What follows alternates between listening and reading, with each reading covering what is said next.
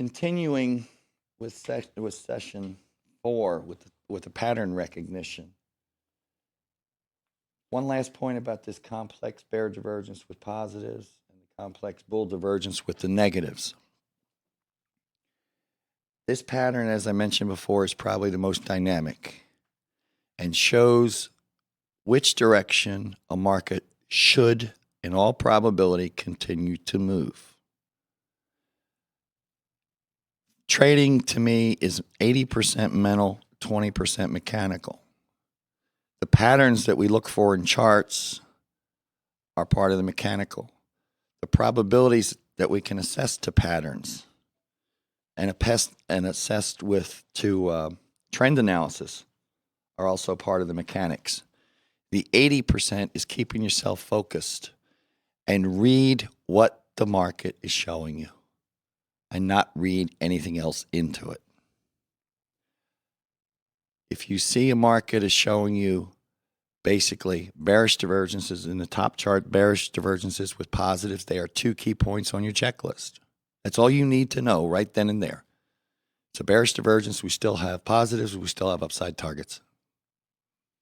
For me, over the years, I've seen it long enough and enough patterns to where when I see this particular pattern, I do step up my mindset or focus a little more deeply on the mental state so I don't get caught and say, well, it's a bearish divergence, it's going to reverse. I'm focused on the positive when I see this. I'm focusing on the positive reversals because both parts of this suggest higher prices. The bottom chart, I focus more on the fact the trend is still down. I'm seeing negatives, even though we see bullish divergence. I'm seeing negatives. I stay with the trade until it proves that it's failed. Failed by either breaking a clothesline support in the case of a positive to the downside, or in the case of the bottom chart, a clothesline resistance level that says it should be possibly a real bull divergence, and the downside negative reversals targets have failed. But it's truly, whether it's a weekly, hour, if you look at a 15-minute chart, you'll see this pattern more often in 15 and 5-minute charts than any other type of charts. When you see it in the daily, wake up and pay attention because the market's ready to make a big move one way or the other. And since we assess probability and deal in probability, I'd rather stay, or as they say, dance with who you came with.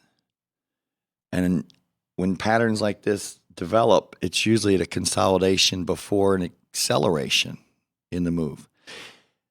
Last 2 points. On the top chart, if this pattern showed up, where we talked about an acceleration in the moving average, if that 0.25, the 45-period moving average, was crossing above the 60 level on a daily chart and saying we should be going into the acceleration up phase,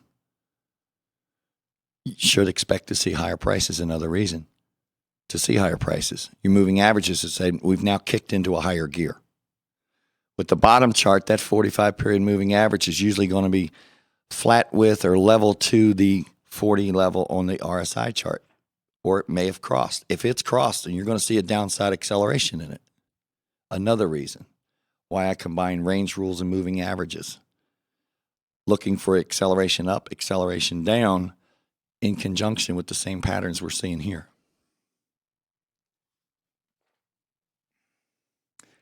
Your next chart is a bond chart. Daily bond. We had shown it earlier with just the RSI and the price, or the RSI and the price bars. Here we've taken the RSI and put price closes on there.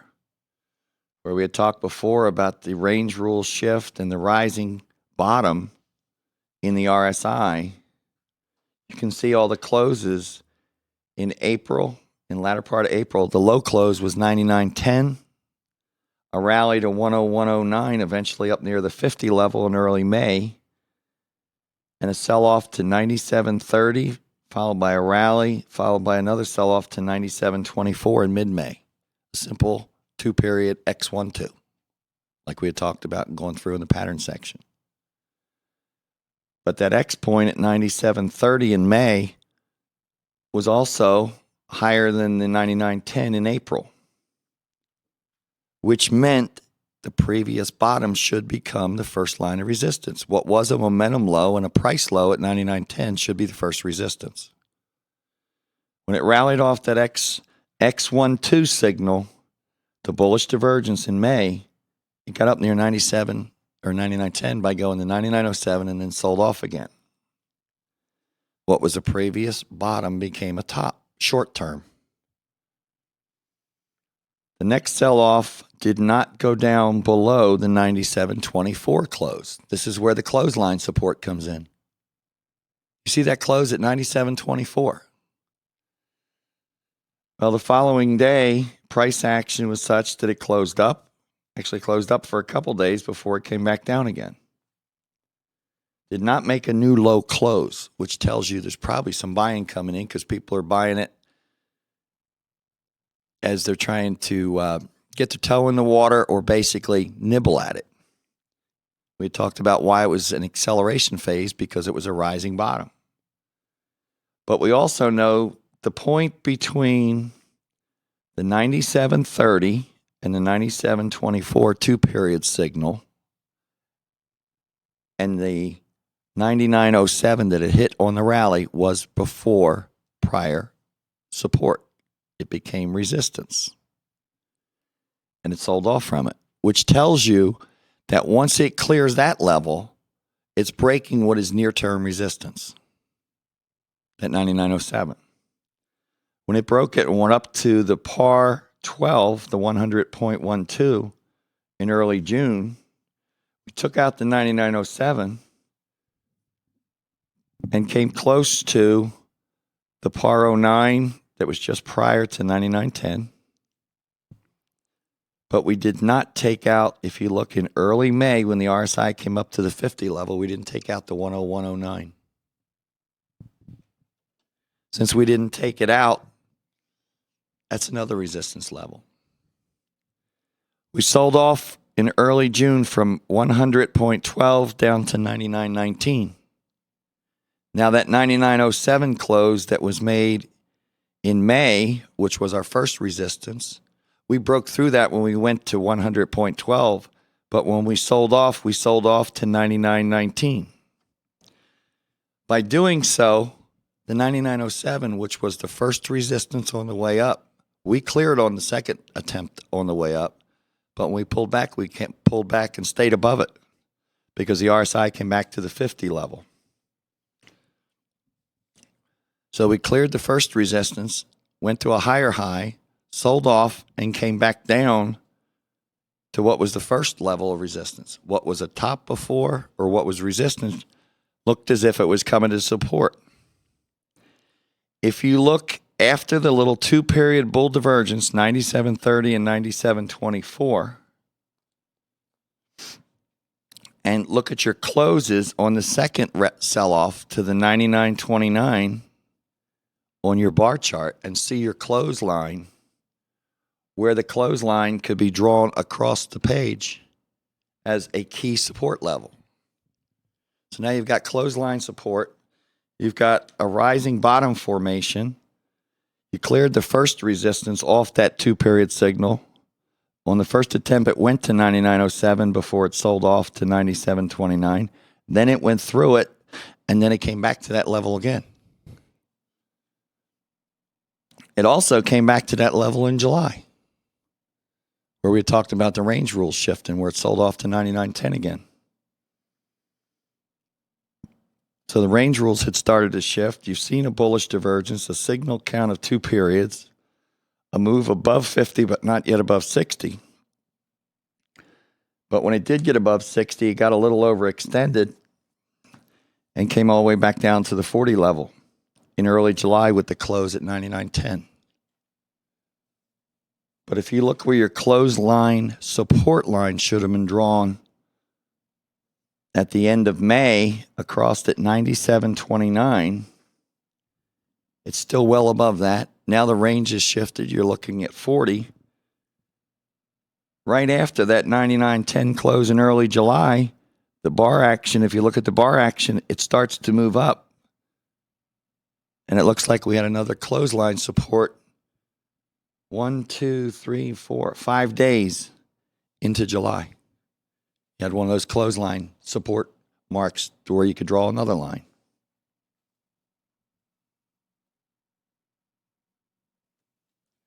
As long as you're able to draw your lines at higher and higher levels, you should be seeing it. What we talked about, the stair steps. But what it really shows you, having the prices on there, after first seeing the bar chart with the RSI itself, you saw a range shift. You saw bullish divergence longer term, rising bottom pattern, range shift to where support was now at 40. The price support at 99.10, and this is where we were talking about just taking early July's close in the RSI at 99.10, rounding it off, say, all right, when I look at it, I say, just to get an idea where it's going, there's 99 versus the 98 lows that it made in May. That's a point difference added to the 101.31, which was your momentum high during the month of June. So I take the 99. If you want to get real specific and do it like we do with the positives, but just think in terms of, like I said, while we're talking here about edge and looking at different things, a lot of it's out of the basic course. You would look at it, do your math, 99.10, and the last low before that was 97.24. So you're looking at 8 ticks to 98, 1 in 18.30 seconds that you're going to add to your highest close that was made with that new momentum high at 102, 101.31 in July. So if you're going to add a 1.5, round it off, 1.5 to that 102, said 103.5. Well, the market rallied off that 40 level, did not quite hit the 103.5 when it went to 102.22, sold off to 102.13, then up to 229, which created a little bearish divergence. Sold off to 102.05, or excuse me, to 102.04, and then another rally attempt that carried it to 103.09 in late July, which was another bearish divergence. But the 102.04 was below the 102.13 if you look just a couple days prior to it. So we did go lower in RSI than we did before and a lower in a price. But we came right back up into a bullish divergence, or excuse me, a bearish divergence. Started to sell off and could not make a new low below that 102.04 by closing at 05. And the high that was made in in June, the momentum high at 101.31 is now what? The new top bottom support. It was resistance on the way up. It's becoming support on the sell-off. This pattern in July with the closes there on your RSI of price closes on those points of 102.22, 229, 103.09, and the points in between those where it had sold off to 102.13, 102.04, 102.05 is very similar to that complex bear divergence pattern we just went over. It's similar. You've got positives. You've got top bottom support at 101.31 and 102.05. Now that doesn't sound like a lot of difference. 102.05, 101.31. It's only 6 ticks in the bond market. But if you add those 6 ticks to your highest close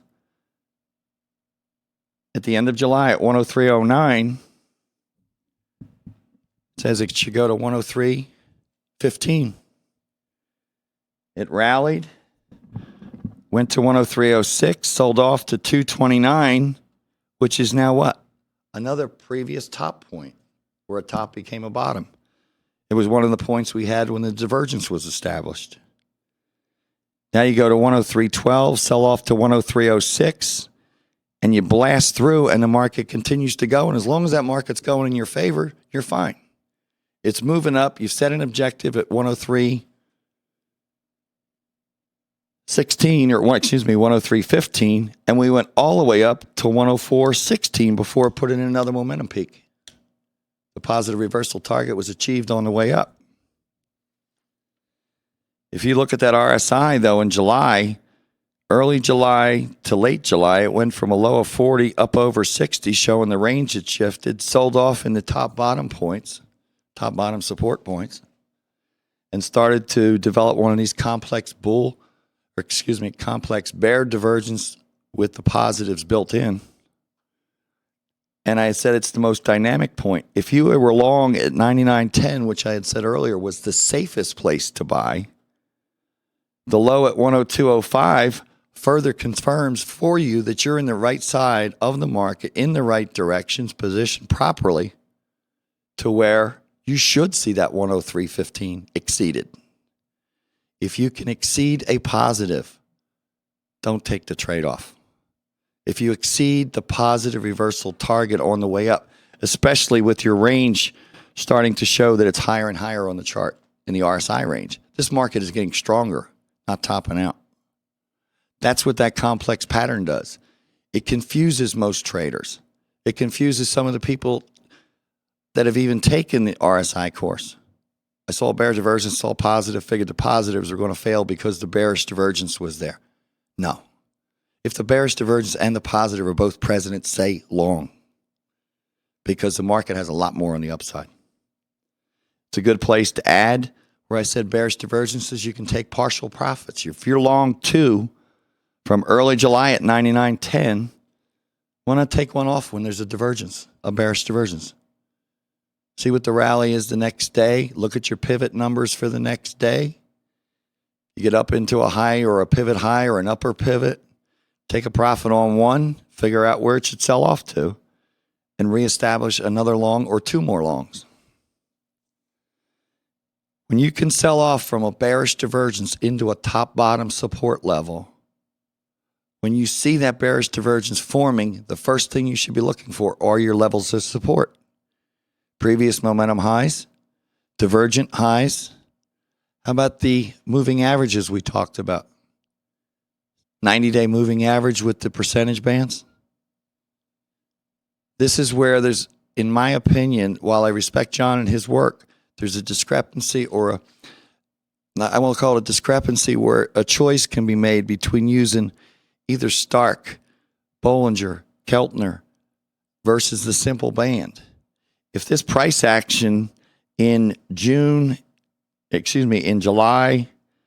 and then a sell-off into early August into a top-bottom is above that 90-day moving average or even above the upper band, it's telling you that it's got more. When we trade, we want to trade for bigger profits. We want to stay with trades longer. Range shift tells you it's now up. Bearish divergence tells you it's now up. And everything you read and hear on TV and written in magazines, oh, this market's toppy, it's going to turn lower. And yields, in the case of the yield market, oh, the yields are definitely going to reverse from here because this is too overextended. Yes, the bearish divergence told you that already. The positive said, stay with it, sucker. It's going to move. We then went up from that 102.05, which I would have called a top-bottom positive, because it's a positive against the 102.04. But look at the close on your bar chart in early August that lines up with that 102.05. You had a close, and the next day it came about the same price and then turned up. Then you had another new high at 104.16, which finally achieved your objective. Our objective was 103.15 off that positive, right? If you look at the 104.16, market sold off the next day, rallied back into a bear divergence, sold off into another positive, rallied up to a higher. When we had talked before about X would be at 104.16, down to 104.01 would be like down 1, up 2 to a bear divergence at 104.22. Sell off to 104.01, a flat positive, same price. It's even a positive if you look to the left at 103.06. And then another thrust back up to 105.15. But your objective on the way up was 103.15. You achieved it and surpassed it before you started creating bearish divergences. Most people get blown right out of a trade. They say it's too high, it's got bear D, I'm out, I'm going to sell it. And you're sitting there smiling like a Cheshire cat because you're seeing positive after positive. When we had a target of 103.15, the positive that was made at 102.05, by the time price-wise it peaked out on that run, was up at 105.15 in late August. We achieved and surpassed the upside. We held the upside pretty much above that level, that 103.15. We started to get a little overextended. It got up near 70. You know there's a bearish divergence. It's like I said before, it's an X12, then a sell-off to where it would be like a complex pattern where 104.16 in mid-August is X, then down 1, up 2, down 3, up 4, up 5. Maybe it went 5 periods. But the sell-off that followed from 105.15 down to 103.22, what was your positive reversal target on the way up? 103.15. You're still above it. Then you get a rally back up to 106. Well, it went to 105.10, then down, and up to 105.27, starting to create a divergence, and down and back up to 106.04. But the RSI is not getting much back above the 60. Starts getting up there, you need to be tightening your stops. Tightening stops can bring a stop up to what was a previous top or a high close. The 105.15 that we first made in August as a high. And when we sold off to the 103.22 in late August, early September, look at your bar chart above it.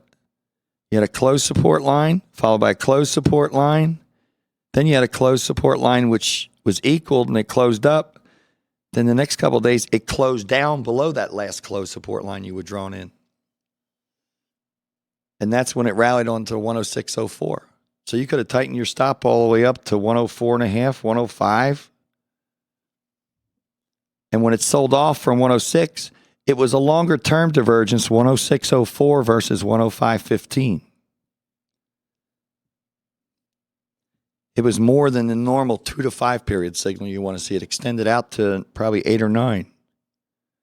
But the overall trend is still up because you're still seeing bearish divergence. When it sells off in mid-September, like I said, September was a rare case scenario. I honestly believe if we had not had that happen in September, the way this chart was going, you probably were going all the way to 115. You say, where's he getting 115? Look at the July low on the RSI where it sold back to 40 in early July. 99.10, we talked about a point and a half added to 103. Now look at the low in September. That was a crash. That was like a mini crash in the bonds because a lot of people jumped out of the market at that time. To the left of that, we had the 103.22 right at the end of August. If you look at 322 and look to your left, like I said back in basic, when you cross the street, you look left, you look right, and you look left again. 99.10 in July, you have a positive at the end of August of 103.22 against early August low of 102.05, which is 1 in 17 30 seconds. Your highest close was 105.15. You were said 116, almost, or excuse me, not 116, 1 in 16, 1 in 17 30 seconds. It's 106.15, 107 even. So you're setting a target on a long-term basis using the lows of 103.22 at the end of August and the low that pulled back to near the 50 level at 102.05. A target of 107. It cleared the 107 by the end of the year. But I think if we not seen September 11, we probably would have seen it clear 107 on the way up off the late August lows. And then even taking 103.22 against your first test of the 40 level back in July, you got a difference there of 99.10 and 103.22. almost 4.5 points, which you could have added to the 105.15. Said it was going to 110. And eventually got up there and then failed. But the longer term perspectives that you can get off these patterns, especially the complex patterns, simple positives, someone takes the basic, understands range rules and what positive reversals look like, would look in the latter part of July at the 102.04 close, see bearish divergence before that, a sell-off, divergence at 102.29 and 309, a sell-off into a positive and say, well, that's a positive reversal. It should go above 103.10. But looking at the fact that you get into this type pattern, simple positive projects where the price should go. That should be your objective. Does it close above it? If it closes above it, what was the last positive before that that should be support? Where's our clothesline support?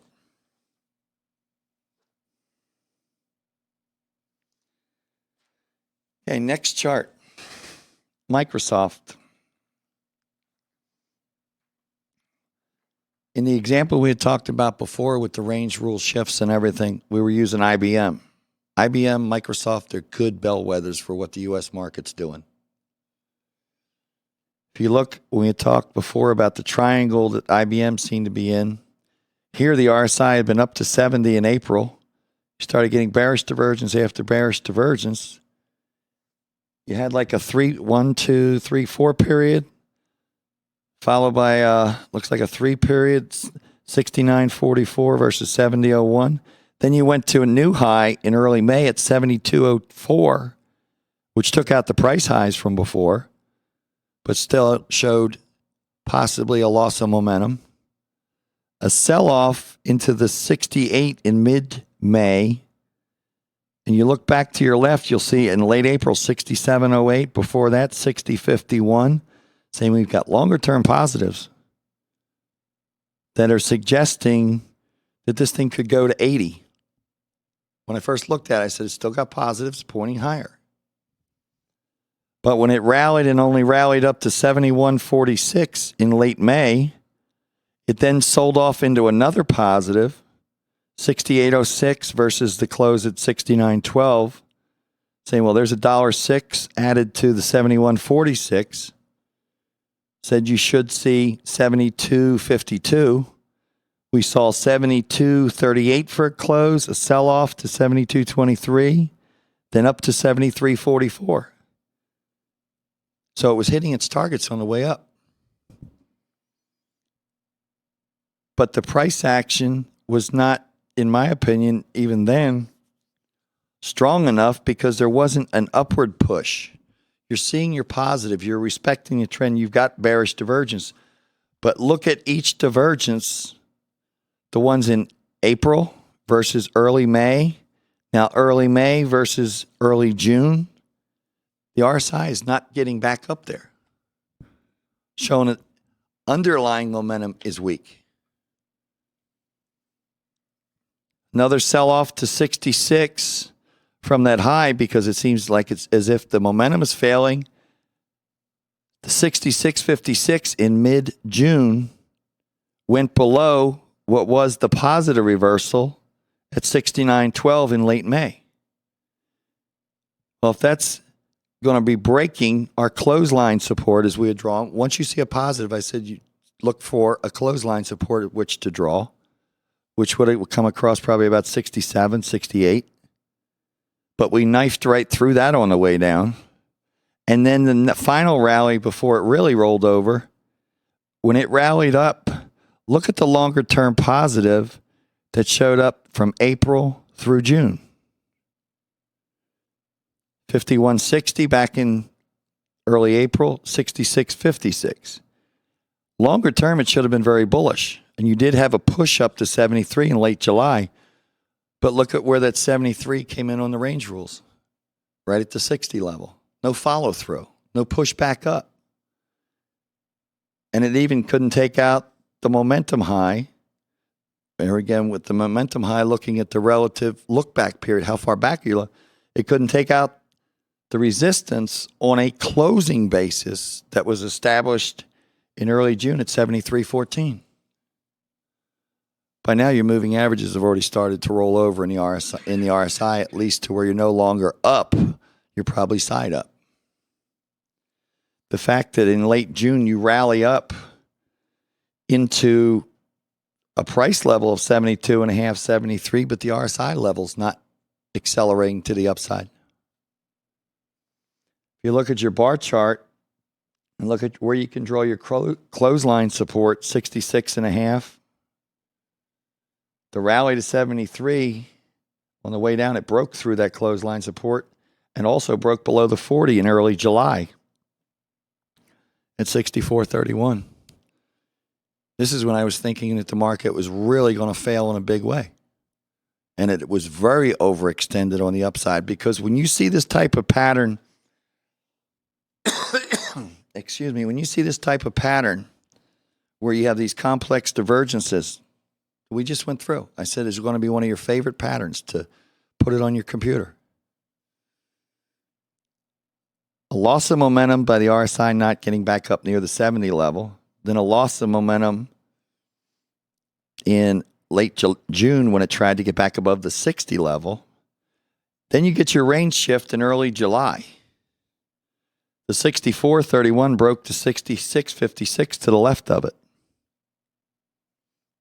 And the final rally can't get back even above 60.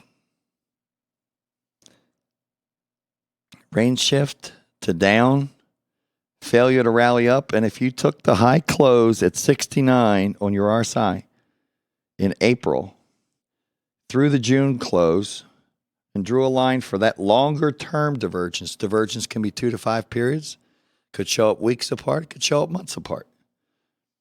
You see a bear divergence.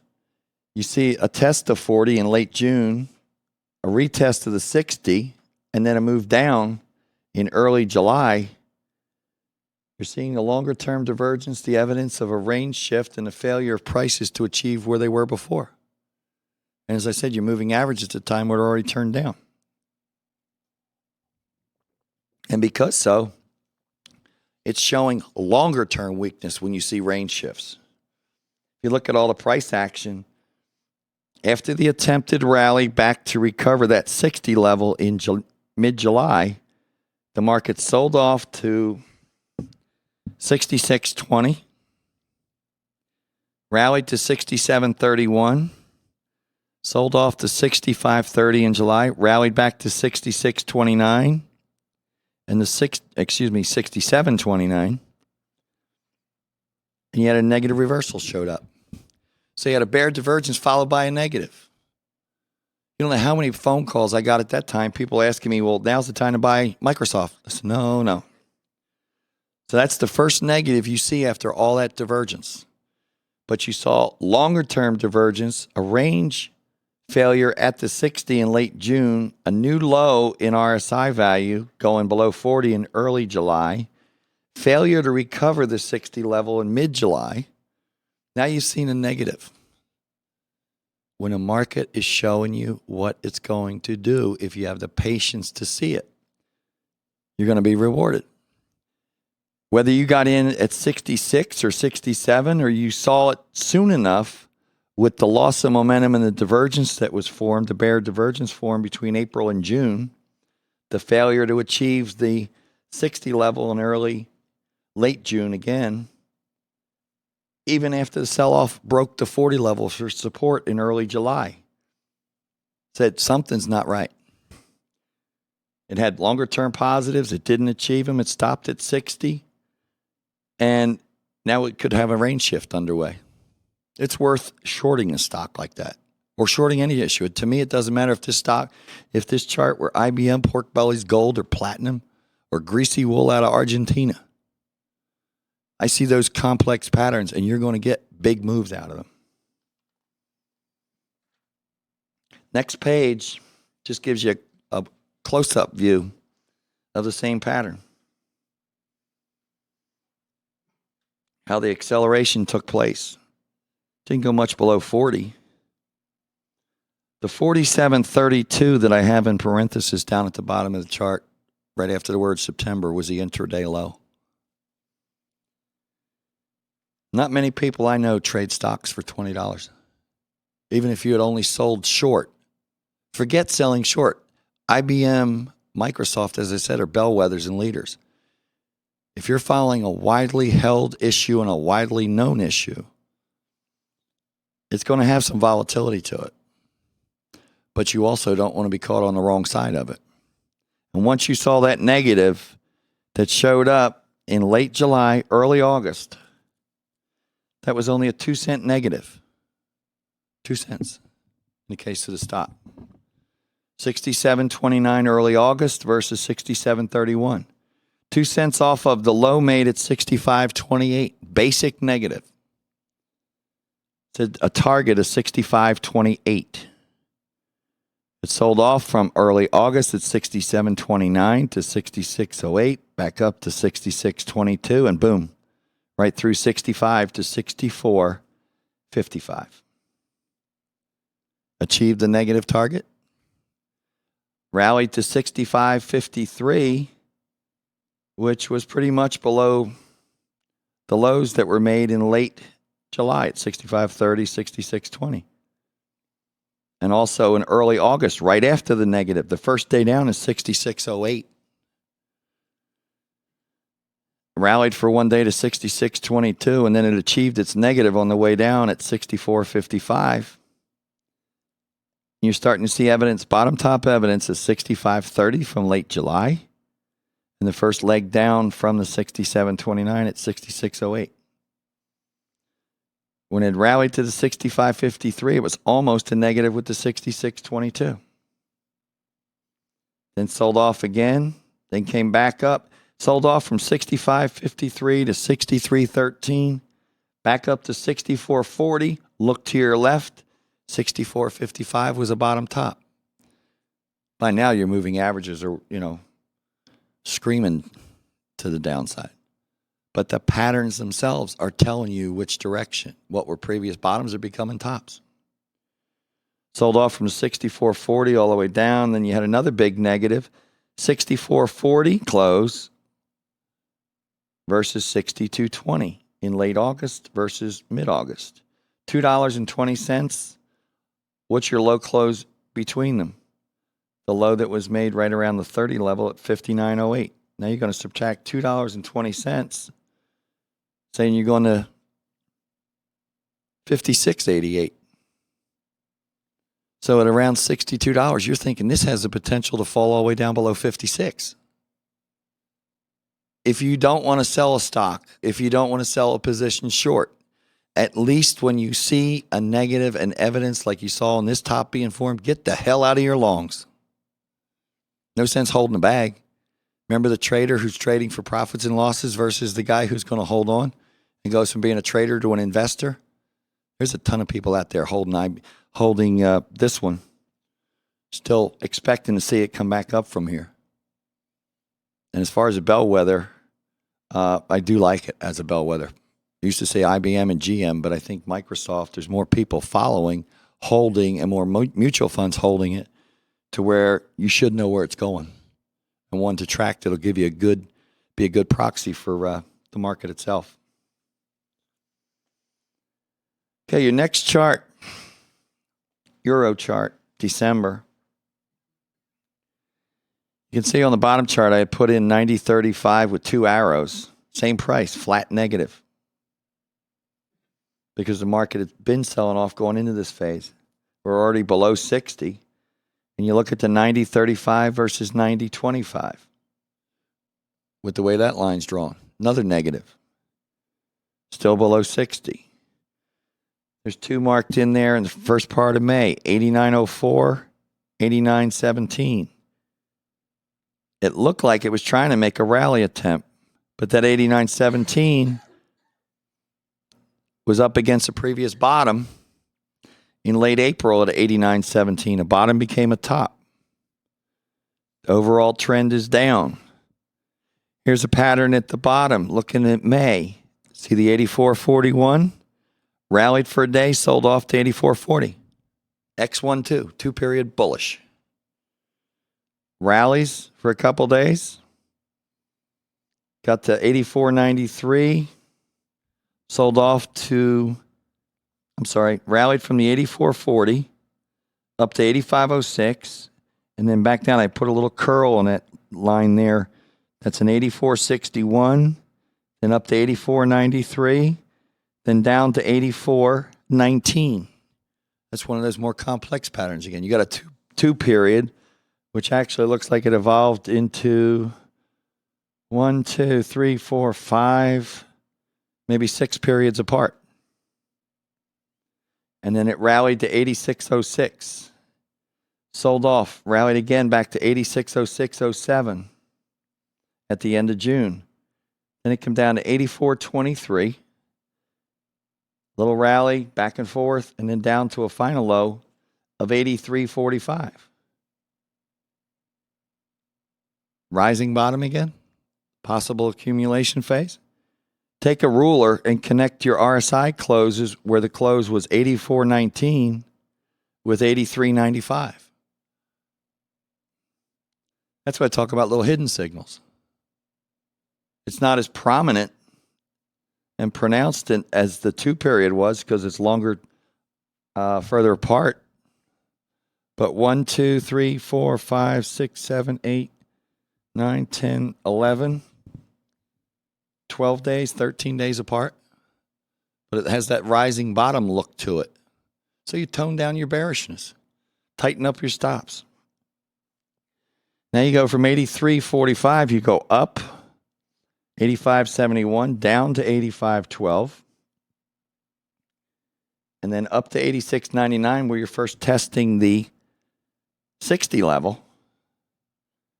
Sell off to 86.61 and then go to another new price high at 87.78, down to 87.25.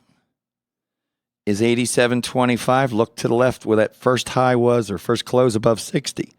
86.99, 87.25. Previous tops becoming a bottom. Another rally which actually formed a divergence and then it carried another day. Then it sells off to 87.48 versus to the left 87.25. Positive reversal 23 points. Look further left 86.61. It's one of those complex patterns to where it's back and forth. You got 2 positives within it. One short term of probably 1, 2, 3, 4, 5 days, and another one 4 days, 5 days before that. So I'm setting objectives 87.48 versus 25 with 23 points added to what? 88.18, the high close. First day of April, or excuse me, first or second trading day in August, we hit that 88.18. So that's our highest close within this time frame. We got a little 3 period or 5 period positive saying 88.41. Look to your right on the chart at the end of August. 88.41 showed up again after all the activity on the upside of the chart. Set a positive reversal of 88.41 on the way up, and it took off from early August in through the month of August. You even had, I had drawn a line in there connecting 91.32, 91.55 as like a hidden sell signal. You could connect the momentum peak at 80, 91.51, 91.55 as a legit, a standard bearish divergence. So you get the divergence and something happened that day which sold off, but the range had shifted. It went all the way to 80 and come back to 40 and came back to 40 at the price level that was your positive reversal target on the way up. When you achieve and surpass, draw a trend line on your bar chart at that support level. Because once you clear a positive on the way up, that positive reversal point should be a good long-term support level. Yes, you should also know that when you get up around 80, you might want to tighten the stops up. Take some profits. Accept what the market will give you and go in when it tells you again. The sell-off into the end of August sells right back off to what the positive reversal target was we had on the way up. And then we go up to 92.78. Well, if we do the math, the 88.41 close in late August versus 87.48 is 52 plus 41, no, 52 points to 88.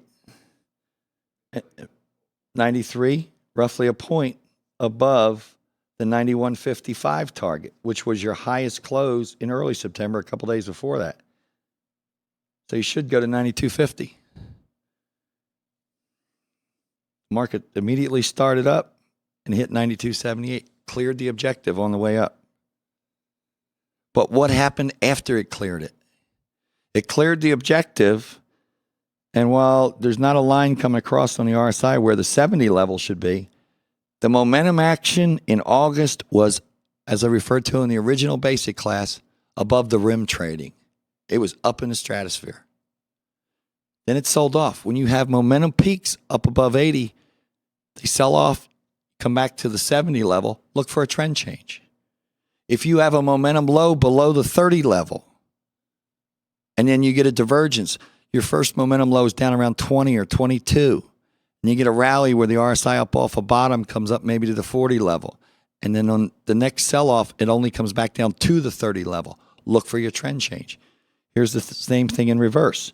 It got above 80 in August, had a little hidden signal, and sold off to what was the previous reversal target price, which should be support, and then started its next leg up to 92.78. But if you look at 92.78 versus 91.55, there's an extreme loss in momentum. Let the market show you what it's going to do. If you look coming off the 88.41 bottom and try and find a clothesline support, you don't really find one off that bottom until you get up to where the 92.78 was. Look at the close at the top on the bar chart. You have the clothesline resistance. So it's telling you where resistance is. The chart's telling you, the RSI's telling you you're seeing momentum loss. Then you also had another one after that first peak with the highest close. 1, 2, 3, 4, 5 days later, another clothesline resistance point. So now you got 2 points above the market. Say this is major resistance, market's overextended. And looking at the 92.78, your first line of support should be 91.50, one, because it was your highest momentum high. Now, if you really want to see something that's fun, take a ruler, take your clothesline support line that you drew looking at the early July low on your bar chart, 83.45, that low close. Draw a trend line connecting with the low in early September at 88.41 close. Right up through the top of the bar chart. The market was above it and then broke that trend line. Now, I know we talked about getting into trend line analysis a little later, but when you can point and look at RSI points and base your trend line, your bar chart line, for an uptrend here based on 2 key RSI points, you usually will draw a better trend line, one that's sustainable. And it carried through, if you extend that line, it carried through into the first part of October before it broke it. But at least we're ahead of the game. Some people would look at the early August low and draw a line there. Some people would look in early July and draw it off the early July low point on the bar itself through the midpoint on the bar in mid-July, the secondary retest of the mid-range, the 85.12 versus the 83.45, a steeper trend line. But a trend line based on RSI positives, an uptrend line based on positives, has more validity than an RSI, than a trend line drawn just on subjective analysis. If you're in a good mood, you're gonna draw a line a certain way. If you're in a bad mood, you say, well, this point and this point look good. Or it comes back to mindset. I used to tell the kids I coach, you come out on the field, I want you to do 2 things for me. Try your best and stay totally focused for that hour you're on the field. I know it's hard because the mind can only absorb what the seat can endure for students in a classroom. Even kids that love to play baseball get tired after a while. But you take it in segments. Cats take little cat naps. I like to go outside and just walk around. I like to look at baseball cards to relax for a bit. Call somebody on the phone. But once that phone call's over, you get back to work, you get back to focus and total concentration. But the way you approach markets, attitude and everything have a lot to do with it. But a lot of the influences in your life will affect the way you perceive reality. In the trading world, you perceive reality for what it is and read what's there. Don't read anything else into it.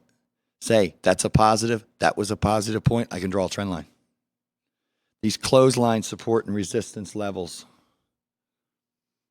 these give you an indication of where price resistance and price support are.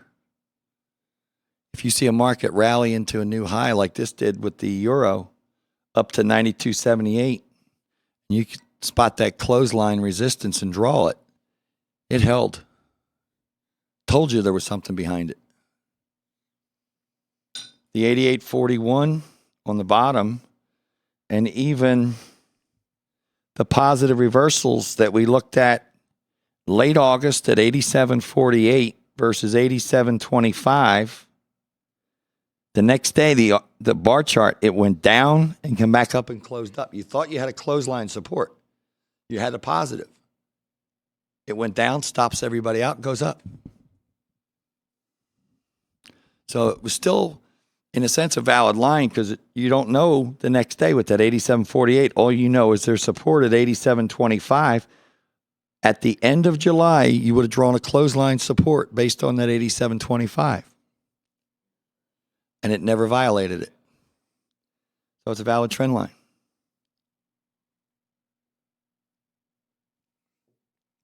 Combining trend lines with pattern recognition, you draw better trend lines. Focusing in on what should I be looking for if a market is going a certain way. Not reading into it, reading what it's saying. Let it speak to you. Your next chart's a dollar chart where you can see a momentum low at the end of December 2000. And I believe I put these charts in where we go from June to September to December so that you can study the full year's activity with charts that overlap. But you see you're in the lower half of the chart, the end of that year. Get well down below 30. Come back up in January. Looks like a little bearish divergence at the end of January, 111.80 and 111.85. Sold off to 109.74 versus 109.92. Then went back up. Look at your bar chart on the top and where the different points are to where you could draw your clothesline support at the bottom. Right after the bottom at 108.54, you started up the chart, back down to 108.51. About the 3rd of January, we had the holiday, 2, 3, 4. 4th of January, could draw a clothesline resistance line. A couple days later, another clothesline resistance line. The day right after that, clothesline resistance line. Drawing them in January, looking at your bar chart. You start to see a rising bottom in price. RSI is going up the scale. Comes back at the end of January to the 40 level. Goes up, doesn't break 60. Comes down, goes up to that 113.31 versus 113.40. Draw a little bearish divergence line connecting those 2 points. Those 2 closes. On your RSI chart at the bottom, 13.31 and 13.46. Now you sell off to 111.34, still higher than the 40 level, and turns back up. But you've got bearish divergence, you've got rising prices. We didn't really get a strong short-term positive reversal in there, but we had gone from 109.74 to 113.40. We're going up almost 400 points. We were due to come back about 200. Got a little overextended because the bearish divergence says it's overextended in that direction. Bearish divergence says you should get a little sell-off. You sell off. You had a positive there at 112.16. Look at 113.31. Your X point down to 111.98, up to 113.40. There's your bearish divergence line. We then sold off to 112.16, which looked like a positive against 111.98, but it didn't get going, did it? It only got to 112.92. Sold off a second time to 111.31 versus, look to the left, 112.16, 111.98, 111.22. A longer term positive. And not much below what was that 111.80 and 111.85 in late January, and still well above the 109.74.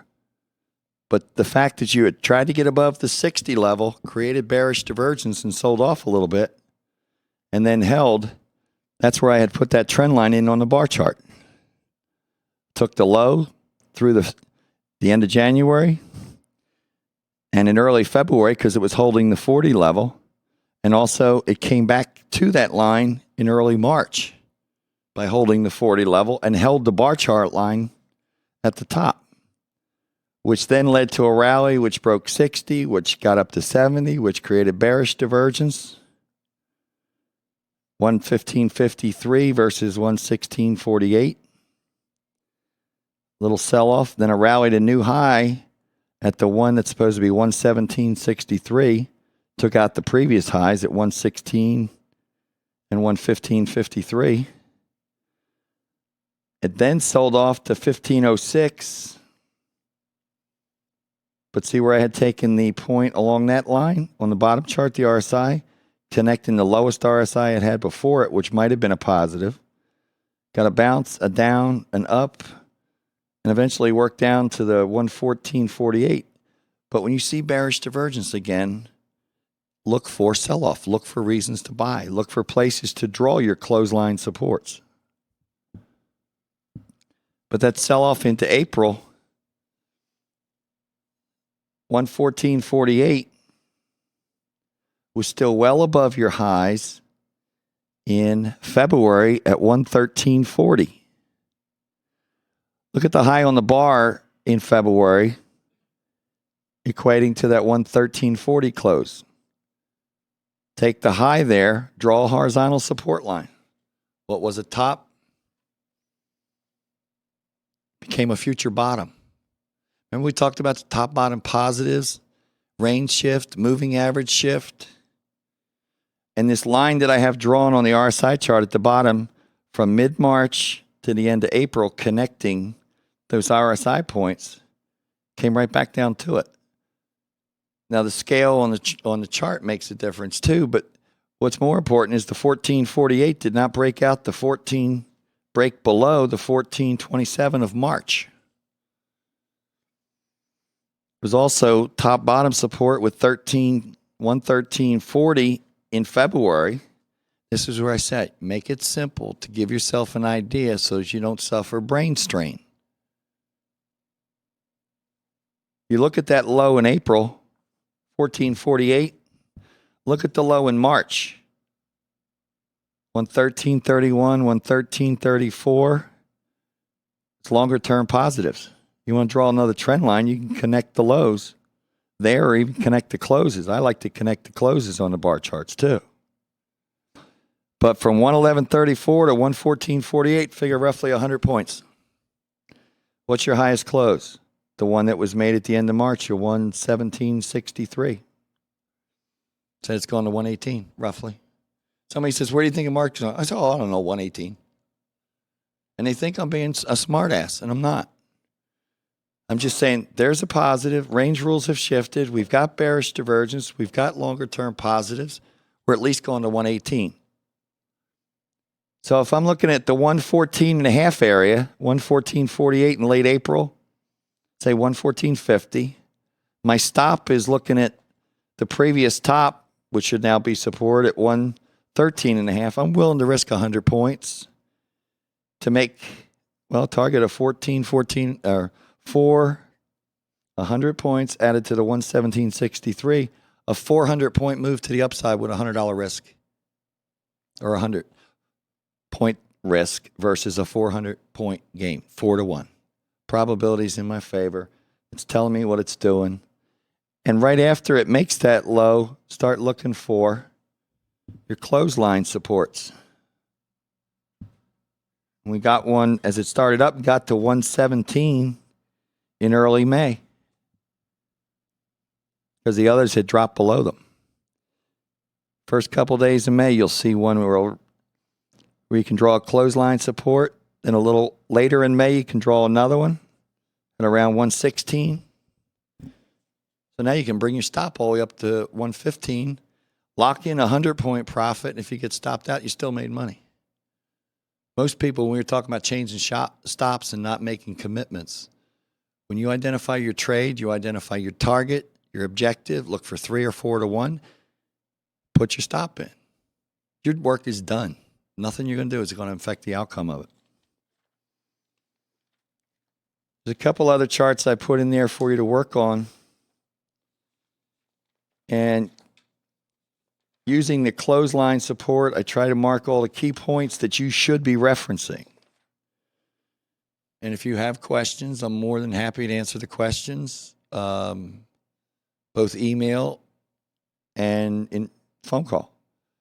But what I wanted to focus on with the patterns is when you see patterns, I don't pick charts just to pick a chart. I pick a chart that explains, it shows the dynamics of the positives, the support, the clothesline support, the trend lines, why you're drawing and where you're drawing. And we're going to cover more in price analysis with trend line analysis because we had talked earlier about setting price targets of positive reversals in conjunction with price analysis using the pivot points for looking for it to fail or clear and continue in the direction of the target. And we'll pick that up with session 5, price analysis and trend line analysis.